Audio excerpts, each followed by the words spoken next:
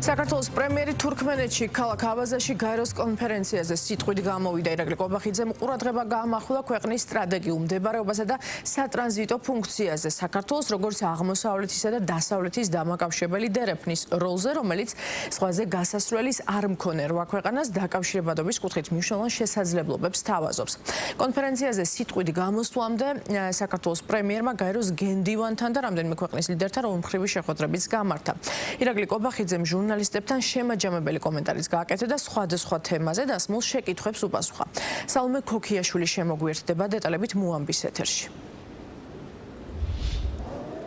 საქართველო როგორც გლობალური ეკონომიკური ციკლის აქტიური მონაწილე ქვეყანა, რომელიც აკავშირებს ევროპასა და აზიას და დიდი პასუხისმგებლობით უკეკიდება ამ ამოცანას. ასეთი იყო საქართველოს პრემიერ-მინისტრის ერთადი გზავნილი გაეროს კონფერენციაზე, სადაც პრემიერ-მინისტრმა ხაზი გაუსვა იმასაც, რომ ჩვენი ქვეყნის ამოცანა ექცეს არა მხოლოდ ერთ-ერთ ყველაზე მნიშვნელოვანი დერეფნის ნაწილად, არამედ ერთგვარ მულტიფუნქციურ ჰაბად, რომელიც მნიშვნელოვან წილად გაუადვილებს პარტნიორებს ერთმანეთთან დაკავშირებადობას, გაადვილებს კავშირს ევროპასა და აზიას შორის, გახსნის დამატებით შესაძლებლობებს კონტინენტის ორსავე მხარეს და ამავდროულად პრემიერ-მინისტრმა ხაზი გაუსვა იმასაც, რომ საქართველო არ არის ის ქვეყანა, რომელიც მხოლოდ ასეთ შემთხვევაში საკუთარი ინტერესებით მოქმედებს, არამედ ის დიდი პასუხისმგებლობით ეკიდება რეგიონისა თუ კონტინენტის მთავარი მოთამაშეების ინტერესებს და ამ მიზნით გავს არაერთ ნაბიჯს,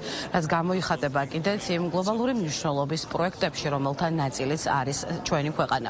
გარდა ამისა, პრემიერ-მინისტრმა ორ ძირითად მნიშვნელოვან მიმართულებას გაუსვა ხაზი და აღნიშნა, რომ ერთი საქართველოს ბუნებრივად, გეოგრაფიულად ერგო მნიშვნელოვანი ადგილი რუკაზე, რაც გულისხმობს იმას, რომ ჩვენი ქვეყანა არის სწორედ ევროპისა და აზიის დამაკავშირებელი დერეფანი, თუმცა ამ ყველაფერს სჭირდება განვითარება და ამ განვითარებისთვის ითქმება არაერთი ნაბიჯი საიმისოდ, რომ მულტიფუნქციური ჰაბის ფუნქცია შეიძინოს ქვეყანამ. გარდა ამისა, პრემიერ-მინისტრმა კიდევ ერთხელ გაუსვა ხაზი იმას, რატომ არის საქართველო ევროპისა და აზიის დამაკავშირებელი ამ დროისთვის უსაფრთხო, მოქნილი და მოსახერხებელი მარშრუტი, რასაც განაპირობებს მაგალითად მოქნილი ეკონომიკა და ის საერთაშორისო რეიტინგები, რომლებშიც ქვეყანას მოწინავე პოზიციები უკავია.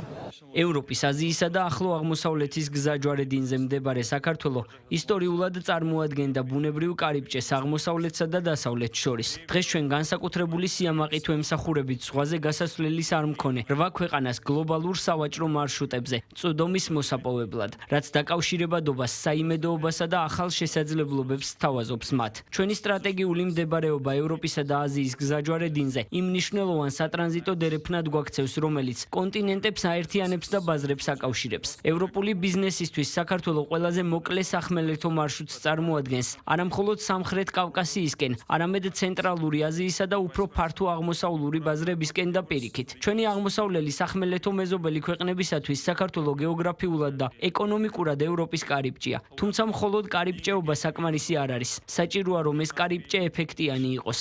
სატრანზიტო ოპერაციების ეფექტიანობა მოითხოვს გააზრებულ პოლიტიკურ არჩევანს, სტრატეგიულ ინვესტიციებსა და მომსახურების მაღალი ხარისხისადმი ერთგულებას. სწორედ ამ გზას ადგას საქართველო უკვე 10 წლეულზე მეტია და შედეგებიც ამას ადასტურებს. ჩვენი ძალის ხმევა უკვე აღიარებულია საერთაშორისო დონეზე. მსოფლიო ბანკის ბიზნესისთვის სრული მზაობის მქონე ქვეყნების ახალი შეფასების მიხედვით, საქართველო მსოფლიოს წამყვან 3 ქვეყანას შორის მოიაზრება 2024 წლიდან სინგაპურსა და ესტონეთთან ერთად. ჩვენთვის საამაყოა, რომ გლობალურ ლიდერებად მიგვიჩნევენ რეგულირების ხარისხით, საჯარო სერვისების ეფექტიანობითა და ოპერატიულობით. მსოფლიოში მესამე ადგილზე ვართ ყველაზე დაბალი საგადასახადო ტვირთის მქონე ქვეყნების ჩამონათვალში, მხოლოდ 9.9%-იანი განაკვეთით. გარდა ამისა, საქართველო კვლავ პირველ ადგილზეა აღმოსავლეთ ევროპის და ცენტრალური აზიის ქვეყნებს შორის სამართლის უზენაესობის ინდექსში. ჩვენ შევქმნით ბიზნეს გარემო, რომელიც თავისუფალია კორუფციისგან, ტექნოლოგიურად განვითარებულია და სანდოა კორპორატიული მართვის თვალსაზრისით. მრავალფუნქციურ და მრავალმიმართულებიან ჰაბად ქცევის ჩვენეული ხედვა ხედვა ხარდაჭერილია მასშტაბური ინფრასტრუქტურული პროექტებით, რომლებიც განაპირობებენ ჩვენი ქვეყნის დაკავშირებადობის უნარის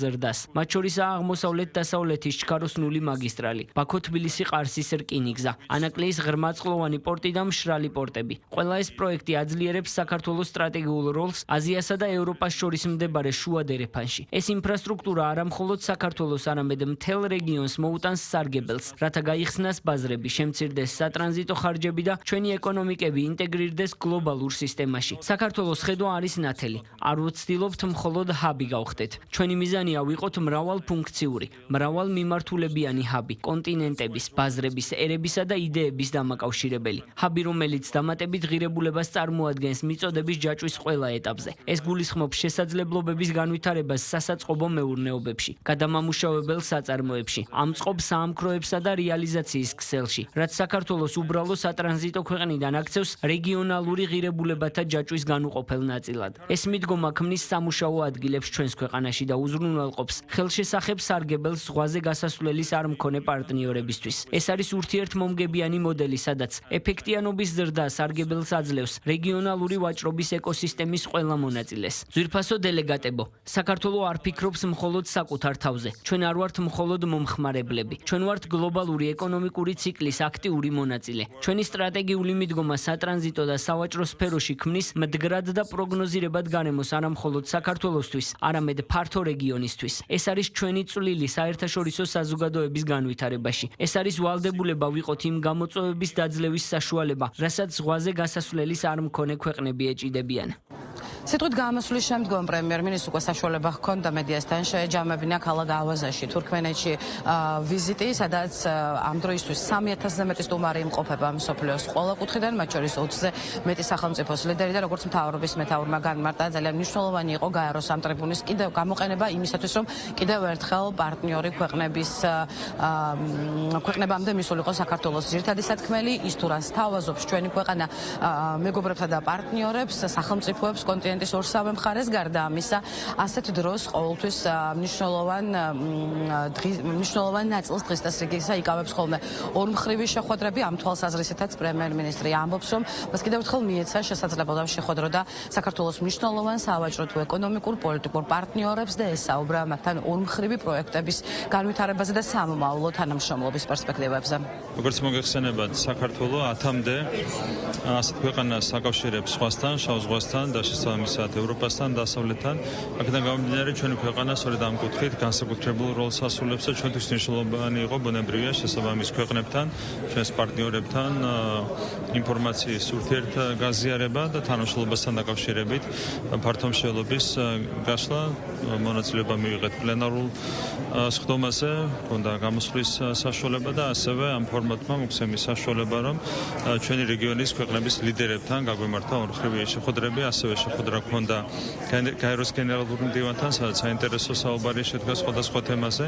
მთლიანობაში ძალიან საინტერესო ფორმატი იყო, ძალიან საინტერესო კონფერენცია იყო და მაქსიმალურად გამოვიყენა ჩვენი ქვეყნის ინტერესების დასაცავად ეს ფორმატი. გაეროს კონფერენციის ფარგლებში პრემიერ-მინისტრს ჰქონდა შესაძლებლობა შეხვედროდა გაეროს გენერალურ მდივანს ანტონიო გუტიერეშს და კიდევ ერთხელ განხილულიყო ამ შეხვედრაზე საქართველოს როლი გაეროში, ორმხრივი ურთიერთობების მნიშვნელობა, ჩართულობა ჩვენი ქვეყნის ამ ორგანიზაციის მუშაობაში და საქართველოს პოზიციონირება გაეროში თუ მის ქვემდებარე ინსტიტუციებში. გარდა ამისა, პრემიერ-მინისტრს ჰქონდა შეხვედრები, რა თქმა უნდა, თურქმენეთის პირველ პირთან, თურქმენ კოლეგასთან, სადაც ორ ქვეყანას შორის არსებული ურთიერთობების მიმოხილვა მოხდა და შემდგომი განვითარება ამ ურთიერთობებისა შედგა შეხვედრა უზბეკეთის პირველ პირთანაც, გარდა ამისა, სომხეთისა და აზერბაიჯანის პრემიერ-მინისტრებთან, სადაც ხაზი გაესვა კეთილმეზობლურ ურთიერთობებს, ამავდროულად კი საქართველოს სამშვიდობო როლს ზოგადად რეგიონსა და კავკასიაში. კონფერენციის ფარგლებში შედგა ორმხრივი შეხვედრებიც რეგიონის ქვეყნების ლიდერებთან. რა თქმა უნდა, ჩვენთვის მნიშვნელოვანია თანამშრომლობა თანამშრომლობის განვითარება ამ ქვეყნებთან, გამომდინარე იქიდან, რომ საქართველოს აქვს მნიშვნელოვანი როლი რეგიონში, სწორედ დაკავშირებადობის კუთხით, სატრანსპორტო დერეფნების განვითარების კუთხით, რაც ძალიან მნიშვნელოვანი და საინტერესო საკითხია ცენტრალური აზიის რეგიონის ქვეყნებისთვის. Ქონდა ასევე შეხვედრა თურქმენეთის საგარეო საქმეთა მინისტრთან, ჩვენ ვისაუბრეთ ორმხრივი ურთიერთობების გაღრმავების შესაძლებლობებზე, სხვადასხვა მიმართულებით, რა თქმა უნდა, განსაკუთრებული აქცენტი კეთდება ეკონომიკური თანამშრომლობის გაძლიერების შესაძლებლობებზე, ასევე სხვადასხვა მიმართულებით თანამშრომლობაზე.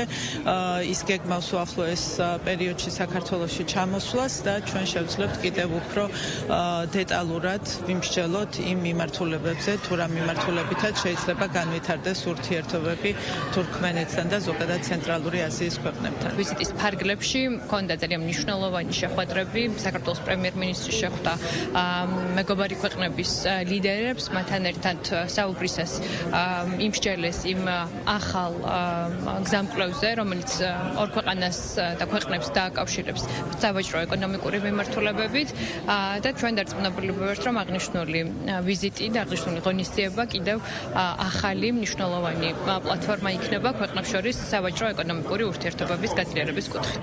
მეტი დაკავშირებადობა და ამ კავშირისთვის ახალი გზების ძიება ეს არის სწორედ გაეროს კონფერენციის ერთ-ერთი მთავარი ამოცანა, რასაც მსჯელობენ აქ ქალაქ ავაზაში თურქმენეთში ჩამოსული მაღალი რანგის სტუმრები, როგორც მოგითხარით 3000-ზე მეტი სტუმარი ჰყავს ამ კონფერენციას, მათ შორის 20-ზე მეტი სახელმწიფოს ლიდერი, შესაბამისად თითოეული მათგანის გზავნილია ის, რომ საჭირო არის ახალი გზების, ახალი პროექტების განხორციელება, ახალი სავაჭრო ეკონომიკური გზების მოძიება, მეტი დაკავშირებადობისთვის იმისათვის, რომ თითოეულ ქვეყანაში შეიქმნას მეტი კეთილდღეობა და დოვლათი. ეს სალომე ქოქიაშვილი იყო.